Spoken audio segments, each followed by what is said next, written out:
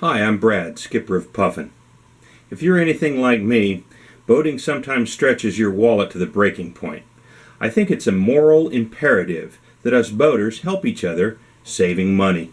So this video is designed to do just that. Float a few ideas past you, see if it saves you some money. When you're tied up to the dock, sometimes waves come into the marina or where you're tied up at, and they cause your boat to rock, cause the dock to move. And what'll happen is your lines get real tight and then they snub.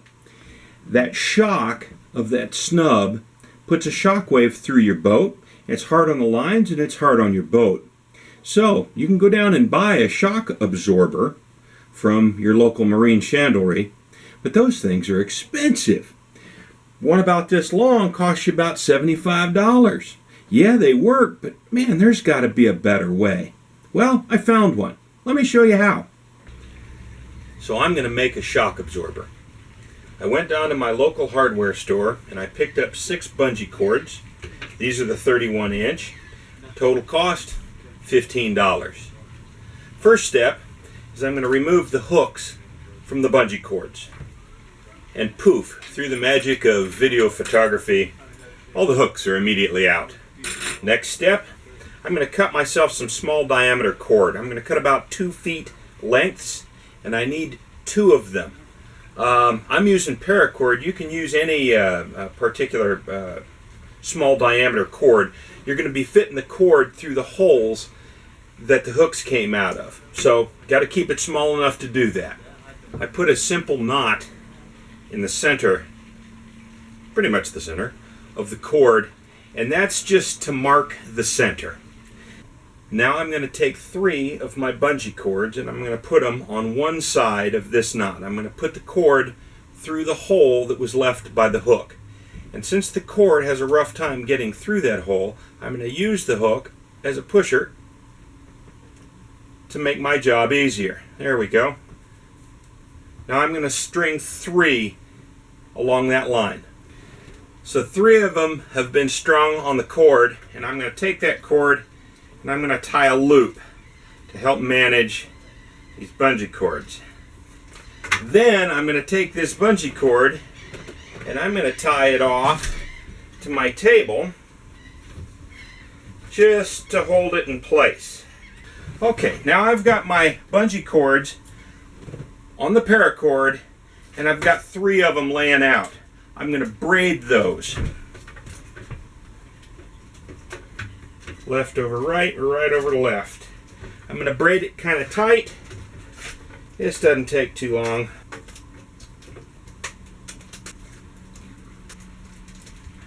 Okay, so I've got it pretty much braided here.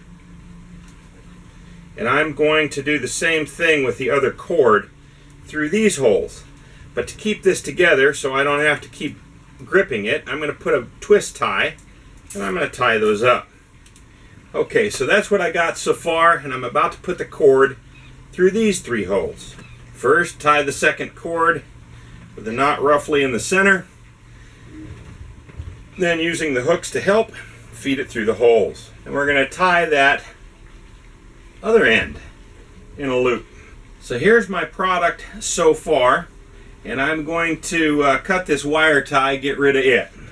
Now, we started on one side of the knot on each of these cords, and I'm going to do the same thing with these 3 bungee cords. I'm going to braid them together, but I'm going to do it on the other side of that little knot. Now, just like the other one, I'm going to tie that quickly, like so. Now I've got the 3 ends that I'm going to braid. First, tie it off.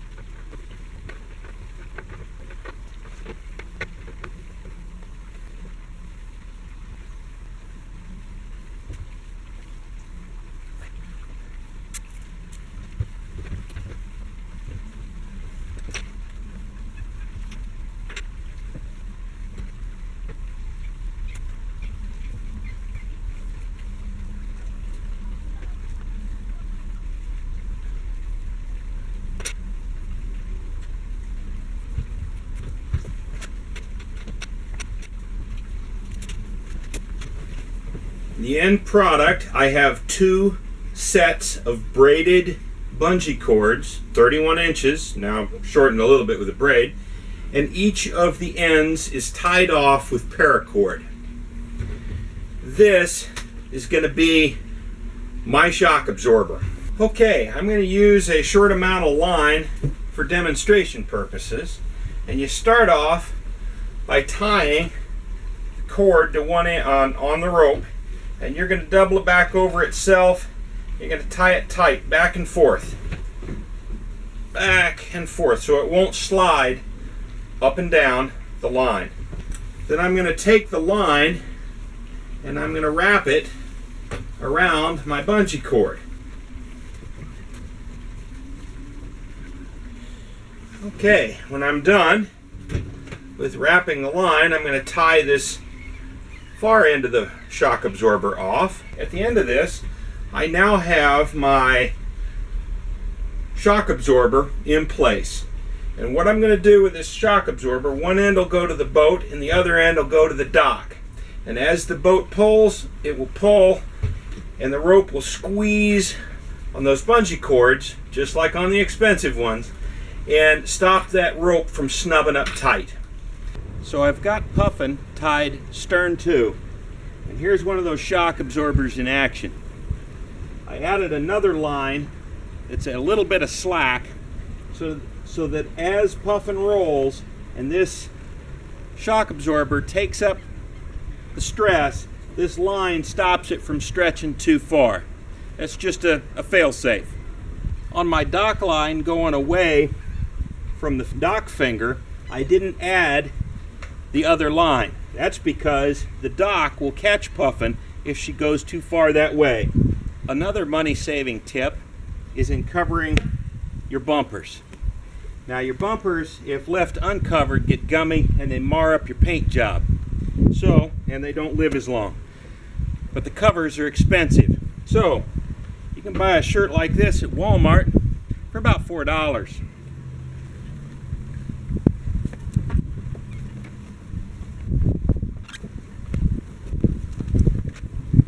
Tuck it in.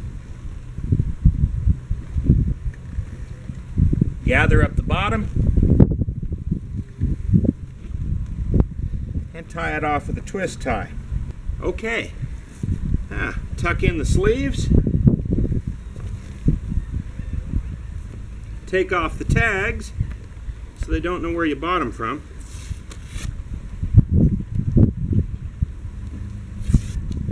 And you're ready to go.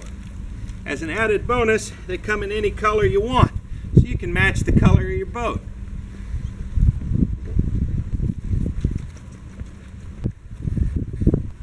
And here they are in action. They'll last about as long as the other covers.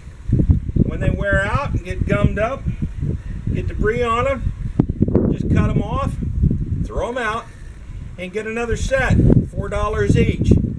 Well, the shock absorber idea can work on an anchor line as well. Although it's a little bit of a pain in the tuchus to tie, if you're going to be at anchor for a while, you might want to consider it. Now, I've saved some money. Hopefully I've saved some for you too.